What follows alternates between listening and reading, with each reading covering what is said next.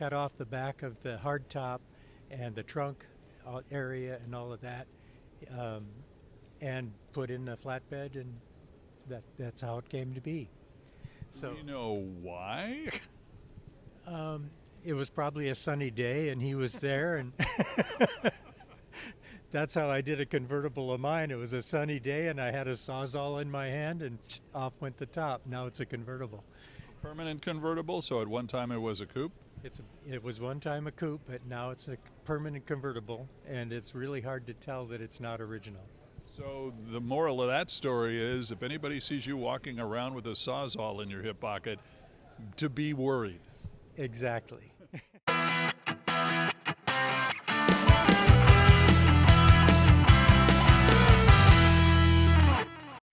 Hey, everybody, welcome back to another edition of the Talking About Cars podcast with me, Randy Cardoon, featuring the one, the only Hot Rod Bob Beck, because everybody has a car story. Boy, we're going to have a lot of fun today, especially with our guest as we check out IndyCar and what appears to be an overcast day in lovely Beverly Hills, where the one, the only Scott Dixon, How the you guys? the guy who is the defending Acura Grand Prix of Long Beach champion, won there also in 2015, joins us. And Scott, before we get started, I got it to ask you for the quick weather update here. What's the It's weather like in actually LA? it's beautiful, man. It's sunny skies. It's nice and, I think nice brisk morning, maybe lower 60s, high 50s. So yeah, it's out by a pool here. That's pretty good. It doesn't get much better than this, man. Well done. Now we can put Yeah. weather forecaster Yeah. on his resume. Looks better. Yeah, yeah. Yeah. Yeah, the winters here are just hell. Oh, please. Please. I'm in the state of Washington. It's raining here. It always rains here. So never mind. I just came from Indy actually, and Indy was a beautiful day too. It was kind of mid 60s. It was actually really nice. Oh, So really? it's been a pretty bad winter there, and definitely a lot more snow than we were used to. But it's warmed up quite nicely this week. Very good. Very good. You got a big race coming up, and of course, doing so, you have had interesting success there. You've raced down in Long Beach so many times. You've One of the things I've noticed is you have really, when it came to your philosophy, you had trouble in 2014 when you ran out of gas and you were so close to getting your win. But then the last few years, you've kind of developed the let's try and get as much from a drop of gasoline as I could. And look at you now. You've now won two races down there. Is that kind of did that incident where you ran out of gas, is that just a learning moment for you? I think you're always trying to push the strategy as far as possible. I think that's the fun part about, IndyCar racing is the sheer fact that there's many ways of winning it. I think for me, it's always the kind of the close losses that you remember more. So, 2014, I think even 16, I think we kind of maybe 16 or 17, we got beat by Pagenaud because he went over the pit exit line, which he weren't meant to. He was meant to get a penalty. There's all these things that you kind of remember. Last year, I would say, was probably the toughest one. I think the last 10 laps were pretty intense. You had alternate strategies going on. We had kind of gambled that we'd actually get some caution at some point, and it never came. So to get the fuel mileage that we had to was pretty insane. So obviously a big special thanks to Honda for making that possible. But yeah, I think that the stress level on the last 10 laps of that event were through the roof. But yeah, it was a pretty sweet one to pull off. From what I've been reading, though, you have become a master of getting the most fuel economy as possible, and that's helped you in a number of different wins. Yeah, I think that's true. Even my first win, I think in kart, back in 2001, we started towards the back. We had a horrible qualifying. I actually spun in the warm up. I didn't have a teammate that weekend. Mauricio Guzman had lost his son. So that there was a lot of emotions that weekend. But we ended up going on to winning that race on a fuel mileage strategy. So I guess from the first race to my last few wins, there's always been a variable way of doing it for sure. But it depends on the opportunities that you're given. And the last one at Long Beach was definitely one of those opportunities that you got to take, man. All right, we're looking at your background. You have got one of the most varied backgrounds in racing that I've seen since Andretti. And the only thing that you're missing right now, and I think you alluded to it at one point, was NASCAR. Yeah, there was opportunities to do that stuff. I think I actually went to the Daytona 500 this year. I think there's some interesting opportunities going on at the moment, obviously, to cheer on my good friend Jimmy Johnson. And then obviously, Elio Castroneves was racing there as well for the first time. And they've kind of set up that new rule, which is a bit of controversy, I think, where you don't really have to qualify. You can get locked in just maybe on your background and what you've achieved in racing, which there was definitely a few people that weren't too happy about it. I was meant to do some tests back in the day in some races when Chip actually owned his team as well. But it never worked out. Schedule wise, it was always kind of tough. But I always say never. There's a possibility. Maybe the Daytona 500 next year could be pretty sweet way to start the season. Yeah, that sounds like it's something that's on your bucket list somewhere along the line. Yeah, I think it'd be interesting. I think all drivers, you want to try something different. Huge respect for those guys. They're amazing at what they do. I've, grown up over the last sort of 10, 15 years, talking a lot with Carl Larson. He's a good friend, races in New Zealand quite a bit in the dirt track, and obviously being able to see what he does, kind of crossover stuff. So I think that definitely enables a lot of people wanting to try it themselves. Now, you started out in go-karts as a child, and you raced just about anything that had open wheel for the most part. What was it like getting into what drove you to what drove you to start racing karts when you were a kid? Well, I think most of the time it's family, right? My dad raced pretty much everything. He did, kind of dirt track. He did rally. He did, road course racing, Benson and Hedges days, mostly at club level stuff, throughout New Zealand and Australia. And I think his passion for racing, that's what, my earliest memories are watching, him and, during the week, working on race cars. And then we'd go to the racetrack on the weekends. They actually owned a dirt track speedway in Townsville, Australia, when I was about 4 or 5. But it wasn't until we moved back to New Zealand, the age of 7, where I saw my cousins race go-karts went out, and at the end of the day, you could have a go. They would encourage people, newcomers, to have a go. And from that first time I sat in that cart and felt the speed and the adrenaline rush, I just hammered on my parents, man, every day to get a go-kart. And luckily enough, within a couple of weeks, we'd brought a go-kart, and that journey started, at the age of 7 or 8. We never like to make it about us on this podcast. That's why if you take a look and if you could see us where Bob is, he's got a picture of him in a go-kart, and it's his go-kart. I see it. That's Yeah, cool. yeah, It looks yeah, actually similar to my first go-kart too, man. yeah. It Well, was a Bug Scorpion with a DAP two-stroke.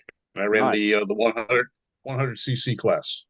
Yeah, I don't know what mine was. They called them midgets back in New Zealand, and then it was like an iron horse engine, so like off a lawnmower. That's how that first started, just for little kids. But KT 100s and that smaller stuff, Yamahas. Once I got going into junior restricted and juniors, so yeah, go karts, man. My fondest memories of racing. It's so simple and so easy, and just the racing and the competitive side of it was so much fun. oh, absolutely. It's what we remember the most and how much fun that was. Are you a big fan of automotive racing movies? I mean, have you seen them and are they accurate? Are they kind of movies? I mean, do you like them? Do you think they're accurate? I'd Some of them, I think Grand Prix, a lot of those were fairly factual. I think, it's kind of like the Drive to Survive or Ford versus Ferrari. A lot of those, when you're immersed in the sport, and especially with the Ford versus Ferrari, we were a big part of that program, especially when we went to race Le Mans with Chip. You just see silly stuff, like where they're meant to be racing at Daytona, and it's got the safer barrier on there, and in that area, that area that was never there. So Uh-huh. it just annoys. Well, you actually know the inside stories. Drives to Survive, you can see like they cut it the hell out of that thing to make up whatever conversation they want. So, I think I made it to episode 1 of season 2 of Drive to Survive, and then I tapped out just because it was so fabricated. But yeah, the movies, I don't know. I enjoy them for sure because I'm a car fan and I love racing. But it's hard when I think you see the attention to detail is not there. Have you Yeah, seen we the spoke. preview for F1 yet? The movie that's coming out in June? I've seen a little bit of it. I've only seen, maybe even with no sound. So yeah, I've just seen it kind of pop up on Instagram or maybe Apple TV. But there's been a lot of great people that have been involved in that. I know 2 years ago at Daytona, it ran all through the night. So when you were trying to get some sleep, on the lead up to the race for the 24 hour, that those cars were running constantly. But I hope it's a good movie. What's your favorite car? Although you've been extremely successful in open wheel, you've also run Le Mans and Daytona for the endurance racing. Do you have a favorite type of vehicle you like driving? So race car wise, I think probably the early kart era, so kind of like 2000s, I think over 1,000 horsepower. The amount of updates that they had during those seasons were a lot of fun. The current IndyCar has kind of lost a little bit of, the oomph. It's probably only 750 horsepower. I hope in the next iteration that they bring another 250 at least to that, and make it not so much a momentum car. It actually feels like a bit of a junior category car at the moment. The racing, don't get me wrong, is fantastic. The detail of trying to get it right is extremely tough. How competitive IndyCar is right now, but I just wish it would have a little more speed to it. For me, probably when I tested with Williams, the BMW V10 era, 2004, 2005, was unbelievable. The current Acura, and IMSA right now, the technology that they have in that kind of sports car racing is insane. So on the road, yeah, Honda products, obviously. I'm a Honda driver. But I've been, lucky enough to be part of the Ford GT program. So the Ford GT and a Singer Porsche, which is probably my favorite of classic versus kind of modern. Okay. So do you technically still live in New Zealand? No, unfortunately, I only get to New Zealand about once a year. So Okay. technically, I live in Indianapolis. Well, the reason I ask is, and as you know, Jimmy Johnson and car drivers like him, and of course, in all the racing regiments there, they have sometimes their own classic collector cars, where it's an old Camaro or an old Corvette or Mustang or whatever. What do you? And I was curious because New Zealand, I was thinking, wow, man, maybe he's got some Aussie cars sitting around plugged away in a Yeah. garage somewhere. Is that something you're into? Is that something you collect, or do you what? And what do you have? Probably not. I'm not. It's weird that I love racing, I love cars, but I wouldn't say I'm a huge car guy. Like I have appreciation for all kind of eras of automobiles, and honestly, I think I've created a lot more appreciation for that. So right now, I would say the perfect combo for me is the Singer Porsche. My first car was a 1980 Honda Prelude with the pop-up lights, so that was kind of what you had in New Zealand. But I would say the Holden versus Ford, actually New Zealand was a big thing. So Holden Tiranas, and then you had the Peter Brock Commodores. I would say the Peter Brock Commodore in that blue was probably the biggest thing kind of in the 80s, 90s, man. I was at Donut Derelicts, which is down in Huntington Beach, which is in you probably know where that is. It's just Yeah, south of yeah. Huntington. There is a guy who showed up, I kid you not, with a Holden Tirana. Yeah, yeah, they're sweet, man. Like, honestly, I think a lot of that stuff is kind of gone now. It's more generic stuff, but Right. for the longest time, Australia and New Zealand had kind of their own version of cars, which was really cool. The Oh Ute, yeah. everybody has a Ute down there, which is I don't even know, the El Camino probably Close truck to it. thing was like the closest thing that you had over here. So, Yeah. there's a lot of sweet cars down there. There was a guy, I think that they were trying to turn the Pontiac into that kind of stuff. They had Yeah. a Ute down there that a later Ute that they wanted to market and turn into the Pontiac El Camino, which made no Yeah, sense because Pontiac never had one. But somebody yeah. thought up in GM, and I don't think it ever showed up. But I've seen a few of those No. cars floating around too.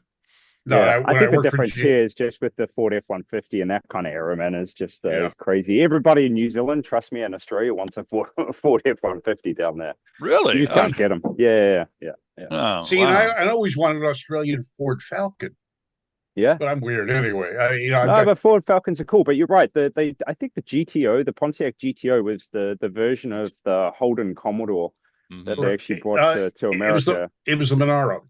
Monaro. There you go. You're right. Yeah. Yeah, Yep. I, Yep. I was working for GM at the time, and man, that was a beautiful car, overpriced, unfortunately. And Yeah. then they brought in the Commodore and sold Yep. it initially as a Pontiac, and then later as a Chevy SS. Hmm. Yeah, you're And right. then Yeah. and then they canceled Holden. And I go, what were you thinking? Yeah, it's all gone now. Times change. I know. Well, I have a cousin who actually brought a Ford Falcon to an Aussie Falcon here to the U.S. Nice. And every time they had a Mad Max reunion, they always called him up Yeah. and said, "Oh, okay." And guys would show up, and even here they would have like the old police car Mel Gibson would drive around in, and Yeah. the whole thing. Yeah. I mean, that's a thing, legitimate thing. I mean, it's right up there with what they do here with the Batmobile and all that other stuff. It's a thing, I definitely a agree. thing. I agree. So So if you had a choice of a collector or a collectible type of car, what would it be besides your Singer? Oh, I that's it. Like I was definitely so in kind of when I was, mid-teens, late teens was definitely Honda. Honda was the big things, Honda Civic Type R's, the Preludes. I think even, kind of the Nissan Godzillas, at that point. Like there was a ton of different things, but I think if you go back to classics, a Ford Escort, those were a ton of fun for me growing up and something that my dad loved, especially in rally and things like that. And they were just a fun car to drive no matter what you did. So yeah, I don't know, probably something along, Lotus Cortina would be pretty sweet. oh Yeah. yeah, those are nice. Yeah. Wait a minute, so Yeah. there's something called a Nissan Godzilla? Yeah, which is what are they called over here? It's whatever the type Well, what It's kind probably of like something we see all the time here. well, we the didn't get GTR. that. Yeah, GTR. Yeah. We didn't Oh, So get they those. were called the Godzilla in New Zealand and Australia, and I think in throughout Japan as well. So Yeah, those there things were was unbelievable. they were, and that was Yeah. when they were front engine rear drive, Yep. which was neat. We've Yeah. gotten a variation of GTR here, Yeah. twin turbo V6, but Yeah. those inline GTRs, those were nice. Twin They were cam. sweet. They were Yeah. sweet, man. And I think they ended up going four-wheel drive after time, but yeah, they were pretty sweet car. All right, what do you think? Street courses or regular race courses? Do you prefer? I love the mix. That's what I love about IndyCar racing. You got short track ovals, you got super speedways, like, the greatest race in the world, the Indianapolis 500, and then you got street courses, road courses. But I would say at the moment, I don't know, I really love street courses, man. They're just chaotic. The room for error is so fine. You're fighting against these concrete walls, the roads are rough, you're kind of moving around a ton, physically they're very difficult. So yeah, I would go street courses right now. real quick last thought. Thank you so much for joining us here. But I've noticed over the last, when you won at Long Beach, you were doing 96.7 miles an hour, 98.35 miles an hour. That's pretty quick for that specific race. I mean, only two other drivers, Pagano and Al Unser Jr., have driven faster than that in winning a race. But is that like one of those stats that's kind of misleading? It doesn't really mean anything, or is there something to that? What does that tell you? Yeah, I'm guessing that's the average speed of the Right. race, and that can be determined basically just on how many cautions you get. As soon as you get a caution, it's going to alter that speed quite quickly. If you have a green to checker, then that speed's going to be lifted pretty high. And that's the same at the Indianapolis 500. You might run laps consecutive that are above 220 miles an hour, but you'll have 7 or 8 cautions that bring it down. But it doesn't really matter. I think I have the outright record for most laps led at the Indianapolis 500 in history, but I've only won once. So Yeah. you need to lead the last lap, and honestly it doesn't matter what speed you do it at. So yeah, it doesn't mean much, the average, apart from qualifying. That's the only time that All matters much. righty, here we'll just take that stat and kind of rip it up and throw it over our shoulder. All right, thank you, Scott Dixon, and good luck the rest of the season. We're going to be watching, man. Really appreciate it. Good to see you guys. Thanks a lot. Thank you. Take care, Scott. Cheers. Hey everybody, it's Randy Cardoon reporting from Puyallup, Washington. This is the Washington State Fairgrounds, where after weeks of being in Southern California for the Grand National Roadster Show, where it was beautiful, sunny, and people got to take their classic cars out to shows 365 days a year if they chose to. Here, well, we just had a bunch of snow, and it's raining, and people have kind of been waiting. We've been waiting months here up in the PNW, Pacific Northwest, here in Washington, for the weather to cooperate so we can have our own cars, our own car shows out to big events and to take our cars out again in the sun and just cruise and have a grand old time. So the first event of the year here in 2025 is well look forward to in the world of Washington automobiles, and that is basically, this is at the Fairplex here. This is the car swap meet. They do two of them, one in February, the third weekend of the year, and they also do another one same time in March, same dates, and it's also here at the State Fairgrounds. So I thought it'd be kind of interesting, while we wait for the rain to part and all that other stuff happening, that we go inside and check out what people are looking forward to, what is in this car swap meet, and possibly get some ideas from people as to how they and what they did to bide the time during the winter here, while all you Southern California and Southern USA and sun-drenched states got a chance to take your cars to car shows all the time. Let's go check it out. What are we looking at here, and is this the way it was when you bought it, or did you turn it into this? Give me the rundown. Okay, first of all, it's a 1958 Nash Metropolitan. It used to be a hardtop. A good friend of mine in Omak, Washington, Paul Yarnell, had the vision for this and took a 58 Met and a parts car and built this out of it. So he cut off the back of the hardtop and the trunk area and all of that, and put in the flatbed, and that's how it came to be. So do you know why? It was probably a sunny day and he was there, and that's how I did a convertible of mine. It was a sunny day and I had a Sawzall in my hand, and off went the top. Now it's a convertible. Permanent convertible, so at one time it was a coupe? It was one time a coupe, but now it's a permanent convertible, and it's really hard to tell that it's not original. So the moral of that story is, if anybody sees you walking around with a Sawzall in your hip pocket, to be worried. Exactly. People don't leave their cars at my house overnight. No. As I understand it, this is not really, it looks like a really good tow truck, but you can't really tow anything. No, you can't. When Paul built this, he built it, and it's his. I purchased it from Paul's family, and I promised to keep it a pickup. So I wanted to do something, and displays in a little pickup really get a lot of attention. This is the second display. The first one was Christmas parade night, a rotating tree and elves that waved. But this one probably weighs 30 pounds total, so I'm not hurting the pickup at all, and it's on a separate platform from the bed, so there's no holes in the truck. So you really didn't have to make any modifications to make it a tow truck? Modifications to the truck at all.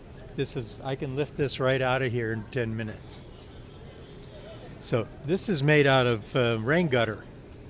Oh, really? Yeah, drain tubes. It's just square plastic. What kind of reactions do you get when you're driving this thing down the road? Oh, people pull up alongside of me and they're taking pictures out of the window.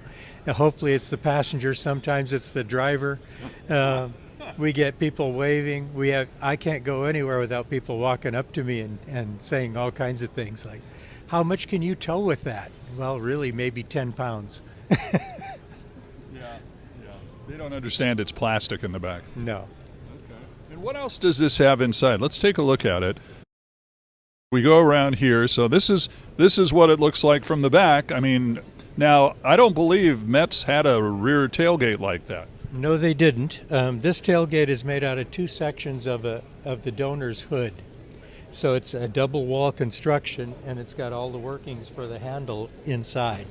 The trunk lid or the front hood of a donor car?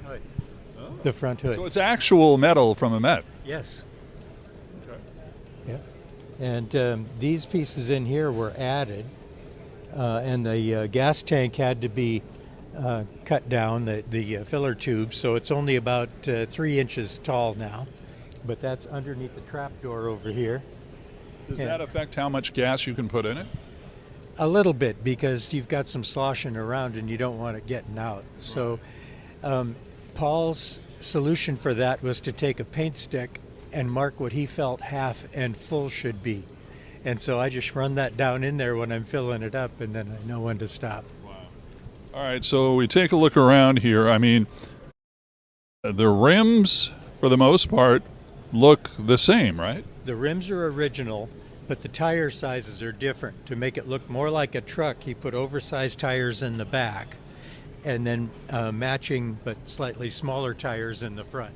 Interior-wise, it doesn't seem like much has changed on this. Interior-wise, it's a different kind of material in here. Normally a 58 would have a houndstooth interior and white vinyl. Same with the door panels, and there's also a little bit of chrome trim. It's a curve that comes down in the 56 through the 58 Mets. The dash is original except for two of the buttons, the pull starter button and the cigar lighter. I had some extra Switches? pulls, Yeah. and I made them what was on there as well. I take it doesn't have a radio. It does have a radio. Oh, it does? It's an AM radio with the tubes. So if I turn it on, it takes about 3 minutes before the tubes warm up enough for sound to come out. Okay, very good. So, and up front, as we take a look, it looks completely like a Met here, and I assume the engine hasn't changed. This is the original engine that was in the 58. There are a couple of differences. One, because it's a pickup now and the battery couldn't be underneath the back seat anymore, it's now up front. The original Zenith carburetor I've changed to a Weber carburetor, a very early one, a 32 ICT. And I've also put a Lucas alternator on instead of the generator, because when I do my displays I need extra power. Right. All right. Very good. Well, this is amazing. I mean, is it front? Oh, Can-Am. This means you've been there, or this car actually came from Canada? Our chapter, the Pacific Northwest, spawned an Oregon chapter and a BC Mets chapter. And every year we have a get-together somewhere hosted by each of those in turn. And we go up there. This Can-Am plate is one that shows this particular vehicle has been to probably 10 or 15 events that were Can-Am events. He built this in 2003. Wow. Let me shut the hood so you get a better look at what that's. Sure, we'll get a chance to check out the whole. Now this is a car that you really don't see, especially back here. And you were telling me the components for the back of the cab and the whole thing came off of Ford? Yeah, this feature here and all the way down is from a 1963 Ford pickup. I can see it by the style. It's just the windows a little smaller. And I was amazed at the care he took. You know, in here they've got these detents, and it's perfectly centered for where he has the wood for the floor underneath. And it is a hemlock floor. Don, tell me a little bit about these dashboards. I mean, these are unbelievably is it wood? Is it metal? What is it? You know, it's a metal dash that we simulate different types of grain on it. It's a urethane finish that we put over to lock in the grain that we were simulating for different dashes and window frames and stuff like that. You know, we do complete cars, and that's about it. You know, I have a small shop behind my home out on property in the Graham area, and we do work for most people around the United States. I'm on the internet. A lot of people pick me up off of that. And tell me a little bit about these dashboards. I mean, I'm looking at some of these, and I'm noticing that I think that over there on the left there is a 50 or 40. The other one, 50 or 49 Ford. Is that what that is? That's it. That's a 50 Ford station wagon dashboard. It's a little different than a sedan. And, what's different about it? Well, the chrome on it, for one thing, and they're about 2 inches narrower. So. And what's the one up front here? This one here is a 38 Ford sedan, and it's a walnut grain. and then the one back behind it, it's got a burl grain on it. It's a Chevrolet dash, and the Model A is a butt walnut, which is an A400 Model A Ford. 36 Ford dash on the far right there. It's just straight grain. That's it. It's a factory grain.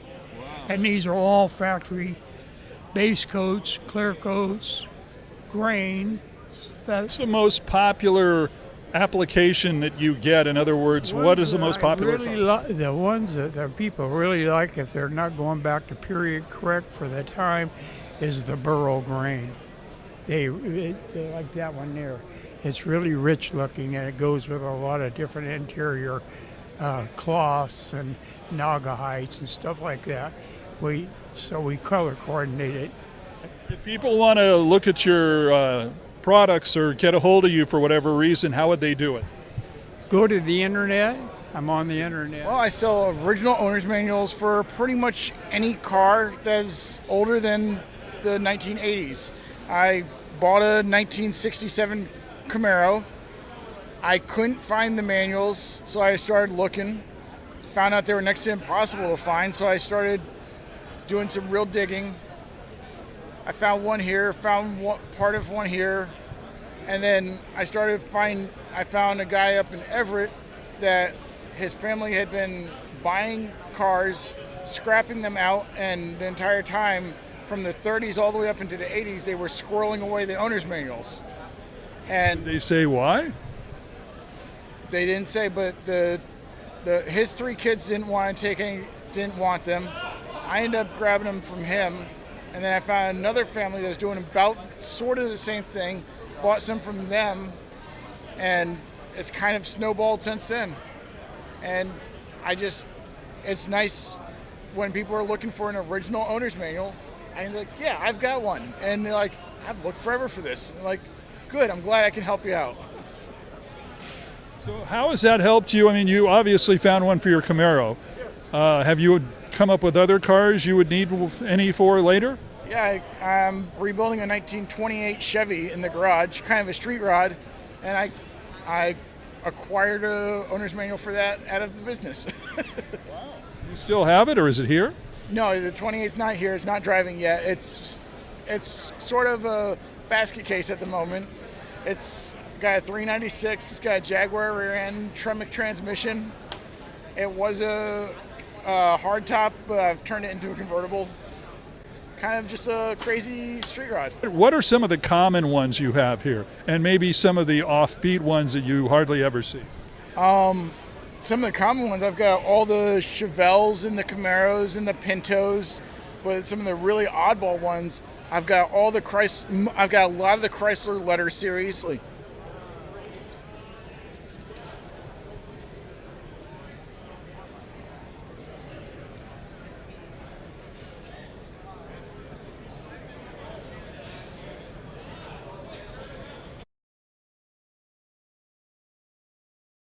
This is a 1939 Cadillac V16 owner's manual, one of only 136 ever printed. How much? What's the key then? It's that it's so long ago, that it's popularity? There were not many V16 Cadillacs made at all. They were made from 1932 to 1940, and there was only a few each year made. Ooh, let's walk over and see what's in the big locked cabinet. There we go. These two are very... From the vault. Who knew we had a vault here? This is a 1946 Volkswagen Bug owner's manual. If you think about what condition Germany was in 1946, this is made from the absolute worst paper you could imagine. It's like one step above newspaper. Did you bring out the readers? And how much around does that go for? I'm asking $600 for that one. Okay. This is a 1908. This is a 1908 Ford Model S owner's manual. Would you take 100 for This one is insanely rare, even though it's only 8 pages. It is a 1969 Blazer supplement. Why is that so rare? There weren't many Blazers, and they didn't all leave the factory with a supplement. it's just almost impossible to find them. So if people want to reach out to you and try, and if they want to find out if theirs is worth anything and it's in decent shape, well, how do they get hold of you? You can call me at 1-360-451-7653, or you're welcome to look me up at thegloveboxshop.com. I belong to a car club. And one day we were trying to figure out where all the car club meetings are and all the shows are, and we're new to the area. So it's crazy to sit there and go from one place where you know how to get all the information to a place where you have no clue where anything is. How long did it take you to get involved in this, and why did you decide to put together this calendar? Oh, I'm not the first guy to do this calendar. It's been around since 1967. I'm the fourth guy to take it over, and the way it works is someone gets too old to do it, or they get sick, or God forbid they pass away, and it gets passed to somebody else in line. And I got it because I went to lunch with the guy who was doing it.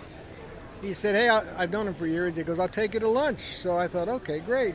We haven't talked in a while. I came out owning this because... This better have been a good lunch. I mean, did he take you to a nice restaurant? Hey, What restaurant did he take you to? We went to lunch in Edmonds because I was living across the Puget Sound at the time. I now live in central Idaho, but he bought lunch and I got the book, took it over. But for me, it's second nature. I've been in automotive publishing my entire life. So I've been doing this for over 50 years.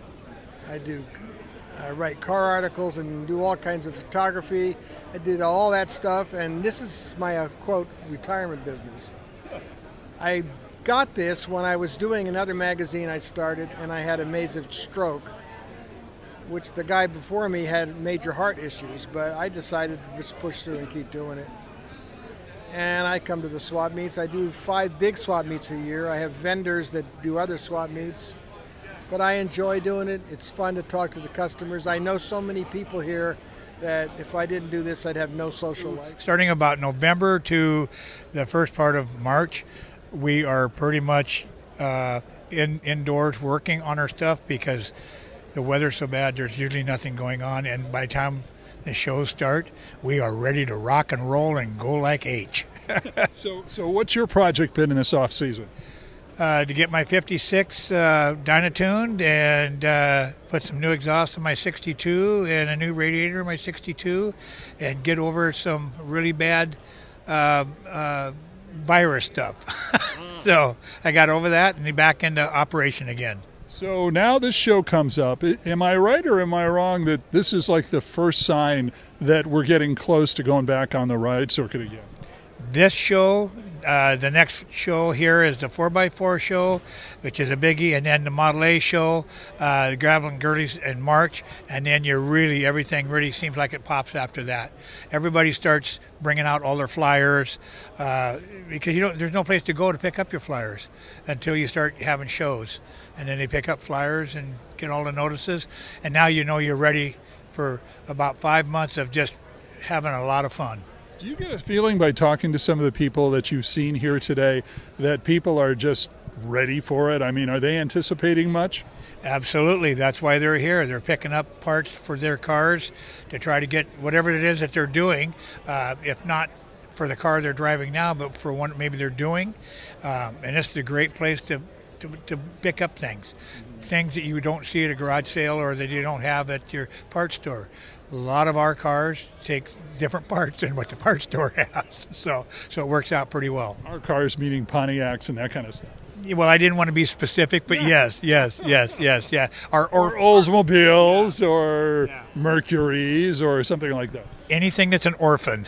Yes. So that's what we are. Yes, that's true. But you start getting excited as the weather starts turning nice and things start to happen like this. And then as you get through February, March starts coming in, and then when you see that first posting of a car show, you start cleaning, get things ready. The car's all done, ready to go, and if the weather is good, we're gone. So what you're saying, it's like Pavlov's dog, we start salivating a bit? Yeah. In fact, the wife won't see me for quite a while when car show season comes on. So Yeah, I'm either in the garage, which she knows where I'm at, or I'm in the car and we're gone. So it's pretty much what it amounts to. My weekends, I tell everybody, don't plan anything for me for weekends. That's car show season time. That's, every now and then things interfere. Yeah, you know. Yep. But we try to make to as many as we can. And we love the cruises because you get to meet so many different people in so many different places with so many different cars. We're not just limited to Pontiacs or Oldsmobiles or Cadillac. We get to see everything. Which again, like you guys who are in the sunny climes, you don't get restless like we get restless up here. Yeah. I mean, I've gone with the show, so I've been to Southern California for Grand National Roadster Show and a few other things. But yeah, you're right. I mean, you're talking about tapping on the tabletops and that kind of stuff. Basically, you're waiting to knock off the rust. That is basically what it amounts to, because everything up here, you're either rainy, snow, cold.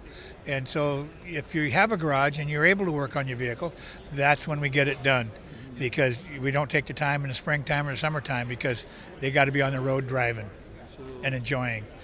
And I'm really, the guys in the southern states that can drive them almost 365 and do all this stuff. Christmas up here, I can't take my car anywhere, but you probably had a huge show down there around Christmas time. So, yeah. Cruises down the Tournament of Roses parade route. Yeah, we're not holding a grudge. No. But I enjoy our weather up here when we do have it and our get-togethers, because it's just a lot of good camaraderie with people of all different types of cars, and you get to talk about from a Nash Metropolitan to a Cadillac Eldorado to a Pontiac to whatever. You get to know what people have done with their cars, what they worked on over the winter. You see one car at the end of the year and it comes out at the starting of the year and it looks entirely different. They painted it, they've lowered it, they've done something to it. So, and that's exciting.